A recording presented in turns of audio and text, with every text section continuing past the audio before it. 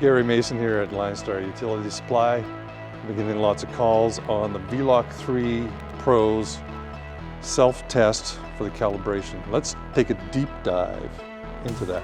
So to get into the self-test, a long push of the I button gets you into the main menu, and you scroll all the way down by hitting the plus button, and it's right at the bottom of the menu, right there. And we hit the enter button to start the self-test.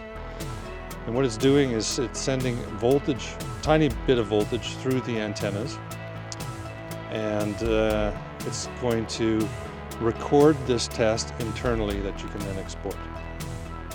And then I takes you back a page and back to the regular locate screen. I hope you enjoyed that quick video on the Vivax vLoc3 self-test. And what that does is it compares that to when it left the factory. So it's either a pass or a fail. If you have any questions, just reach out to your local LineStar rep.